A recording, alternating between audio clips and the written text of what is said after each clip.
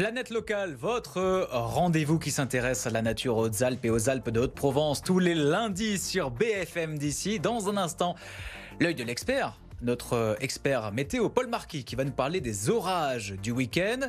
Beaucoup dans les Hautes-Alpes, beaucoup dans les Alpes de Haute-Provence, encore plus dans les Bouches-du-Rhône, du côté d'Aix et de Marseille. On en parle dans un instant avec Paul. Avant cela, on souhaitait s'intéresser au séisme. Un invité, dans quelques instants, qui répondra à mes questions. Et tout de suite, le chiffre. Regardez plutôt. Notre territoire a connu de forts séismes quand même. Les micro-séismes arrivent de temps en temps. Mais certains tremblements de terre sont plus forts que d'autres. On en dénombre 7 d'une magnitude compris entre 3 et 6 sur l'échelle de Richter. Ces importants séismes se sont produits dans le Briançonnais en 1884, 1904, 1935, 1938. On inclut évidemment le Queyras. Dans l'Ubaye, c'est en 59, en 2012 et en 2014 que les plus forts séismes se sont fait sentir. Aujourd'hui, ces zones sont encore sujets à des micro-séismes réguliers. On en parlera dans un instant avec Christophe Larocque, qui est sismologue à l'Observatoire de la Côte d'Azur. Il répondra à mes questions. Avant cela, ça ne vous a pas échappé. Ce week-end, il y a eu de l'orage et on va en parler avec Paul Marquis. Bonsoir Paul. Oui, bonsoir Valentin. Donc ça a été assez mouvementé, notamment dimanche matin, dans les Hautes-Alpes, les Alpes de Haute-Provence. Dans les Hautes-Alpes, par exemple, il y a eu la foudre qui est tombée à Aspre-des-Corps sur un transformateur. Oui. Dans les Alpes de Haute-Provence, il y a eu des coulées de boue, des inondations à Simienne-la-Rotonde ou encore à Banon. Vous vous êtes déplacé dans les Bouches-du-Rhône. Ça a été aussi un sacré spectacle. Oui, tout à fait, effectivement. Donc il faut savoir que l'automne météo a commencé depuis le 1er septembre, mais l'automne calendaire seulement depuis le 21 septembre. Donc en fait, les saisons sont décalées, puisqu'il faut savoir que les conditions atmosphériques, souvent, n'attendent pas la fin des saisons officielles pour débuter. Donc en général, les perturbations pluvieuses orageuses commencent plutôt début septembre que fin septembre. Donc, on a pu le voir déjà depuis de nombreuses semaines. En termes de cumul de pluie, on a pu relever depuis le 1er septembre jusqu'à 60 mm sur Gap, 72 mm sur Briançon et 58 mm sur Embrun. Donc effectivement, ce week-end, il y a eu beaucoup d'orages. Donc il y a une ligne pluvio-orageuse assez intense qui a débordé de la vallée du Rhône en direction des Hautes-Alpes, notamment dimanche matin. Donc je pense que beaucoup d'entre vous ont été réveillés par les orages, avec pas mal de dégâts. Donc pour ma part, j'étais en chasse à l'orage dans les Bouches-du-Rhône, avec de très nombreux orages toute la nuit, une nuit très intense, typiquement des épisodes méditerranéens qui sont intenses au niveau électrique. On a quasiment pu relever 30 000 impacts de foudre en une nuit, ce qui est quand même très conséquent. Donc effectivement, il faut savoir qu'en automne, entre septembre et décembre, les orages sont plus intenses près de la Méditerranée, puisque cette dernière agit un peu comme un réservoir immense en fait, à carburant pour les orages. Et en progressant dans les Hautes-Alpes et dans la 04, ce sera un peu plus faible, puisque la Méditerranée est forcément un peu plus loin. Donc la mer, c'est vraiment un réservoir à orages, et c'est pourquoi on a des orages plus intenses entre le Gard, le Var et les Bouches-du-Rhône, comme on a pu voir ces dernières semaines dans le Gard, notamment à Nîmes, des orages diluviens et dévastateurs qui s'estompent en progressant dans les Hautes-Alpes. Et ça y est, alors selon vous, Paul, l'automne est arrivé, il ne va pas repartir ? Non, ça y est, effectivement, l'automne arrive enfin, puisque dans les prochaines semaines, on va conserver un temps agité, avec des perturbations toutes les semaines quasiment, donc au moins une tous les 7 jours. Et effectivement, après, bon, forcément, pour la suite, il y a des grandes tendances se dessinent, mais la météo, ça reste une science et non de la voyance. Merci beaucoup, Paul, pour cet œil de l'expert. Et on se retrouve d'ici à 15 jours sur BFM d'ici. On reparle, bien sûr, de la sismologie et des séismes avec notre invité. Ce soir, c'est Christophe Larocque.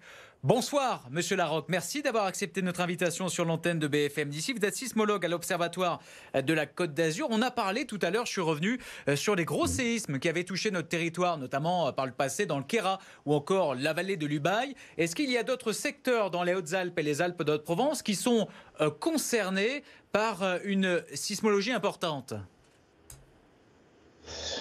Alors, en fait, l'ensemble du territoire, Alpes de Haute-Provence et Hautes-Alpes, et puis même beaucoup plus au sud jusqu'à la côte méditerranéenne, est concerné par des tremblements de terre. C'est vrai qu'on a seulement quelques endroits où on a pu ressentir, où les habitants ont pu ressentir vraiment des tremblements de terre qui les ont secoués. Alors il faut aussi faire la part des choses, ce ne sont pas des très très forts tremblements de terre comme on peut en connaître au Japon, en Grèce ou dans l'Ouest américain. Néanmoins, ce sont des tremblements de terre qui sont ressentis par la population, dont certains ont pu, dans l'histoire, on pense en particulier à celui de Saint-Paul-du-Bail en 1959, ou plus récemment en Ubaye à ceux de 2012 et 2014, produire un certain nombre de dégâts. Alors, en dehors des zones que vous avez mentionnées, qui sont les principales, il y a effectivement eu des tremblements de terre fortement ressentis aussi sur la zone de Castellane, la ville de Castellane spécifiquement, et dans la moyenne vallée de la Durance, aux alentours de Manosque, par exemple. Et alors, est-ce qu'on peut imaginer, et c'est toujours la question qu'on doit vous poser, est-ce qu'on peut imaginer un gros séisme qui fasse de copieux dégâts dans les Hautes-Alpes ou les Alpes d'Haute-Provence? On ne sait jamais, j'imagine. Alors, un très très gros séisme, encore une fois, comme ce que l'on a connu, par exemple, au Japon en 2011, avec des destructions vraiment catastrophiques sur plusieurs centaines de kilomètres, ou ce qu'on a connu à Haïti encore récemment, où les gens ont sans doute ça en mémoire au mois d'août. Là, ce sont des séismes dont la magnitude, qui est notre échelle, à nous, géologues, sismologues, pour quantifier les séismes, la magnitude a dépassé 7. Non, on n'attend pas, scientifiquement, on n'a pas les données pour dire qu'on attend dans notre région des tremblements de terre de cette puissance. Par contre, une puissance un petit peu inférieure, mais quand même suffisante pour produire des dégâts importants, comme ce qui s'est passé par exemple en Italie il y a quelques années, en 2009 à l'Aquila ou en 2016 à Norcia dans les Abruzzes, où on a quand même eu plusieurs dizaines de morts lors de ces événements, avec un grand nombre de maisons détruites, parce que ce sont des maisons historiques qui sont construites sans normes de protection parasismique.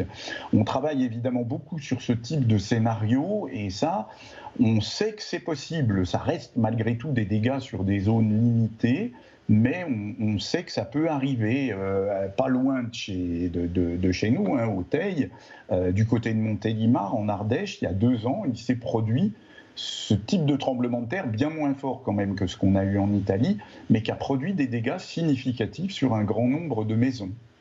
Et est-ce que nos territoires, qui sont des territoires montagneux, sont plus sujets à des tremblements de terre que des territoires de plaine ? Non, pas forcément. Je dirais que bien évidemment, dans les zones, d'un point de vue géologique, dans les zones où on a des forts reliefs, comme la zone alpine, ces forts reliefs se sont construits au cours des temps géologiques depuis plusieurs dizaines de millions d'années, parce qu'il existe des failles et que des mouvements se sont produits le long de ces failles qui ont entraîné la surrection des terrains, de la topographie et créer les chaînes de montagne. Donc bien évidemment, il y a un plus grand nombre de failles susceptibles d'être réactivées dans les chaînes de montagne plutôt que dans les zones de plaine. Mais enfin, on travaille aussi sur des tremblements de terre qui se produisent de façon régulière dans la vallée du Rhône, par exemple, entre Montélimar et Avignon, qui est une zone de plaine et dans laquelle quand même on a aussi des failles qui peuvent être réactivées. Par contre, dans les zones de montagne, on peut avoir des effets induits par les tremblements de terre. Donc le tremblement de terre, c'est une vibration du sol, que les gens qui habitent dans la vallée de l'Ubaye, par exemple, ressentent régulièrement. Et il est vrai que ces vibrations du sol, dans les zones de fort relief, avec des pentes raides dans les vallées, peuvent déclencher des processus induits, comme par exemple des glissements de terrain. Et est-ce qu'on peut anticiper, est-ce qu'on peut se protéger face à un tremblement de terre? Alors oui, on peut se protéger face à un tremblement de terre. Là, les scientifiques ont accumulé suffisamment de connaissances, malheureusement pas suffisamment encore pour pouvoir prédire les événements à la façon dont les météorologues, par exemple, sont capables de prédire avec un bon coefficient de certitude des fortes tempêtes. On est loin de ça encore pour la sismologie, parce qu'on comprend mal le processus des tremblements de terre, on sait mal mesurer les paramètres qui le dirigent dans la croûte terrestre. Par contre, on a suffisamment d'informations maintenant pour avoir de la protection, je dirais, à 2 niveaux. D'abord, une protection des bâtiments qui permet de protéger les personnes. C'est tout ce qui concerne les normes parasismiques, c'est-à-dire la capacité qu'on a maintenant de construire des bâtiments qui vont résister aux vibrations du sol produites par le tremblement de terre. Alors ces bâtiments vont résister. L'objectif, c'est qu'ils ne s'écroulent pas sur les personnes qui habitent dedans, parce qu'un tremblement de terre en lui-même n'a jamais tué personne.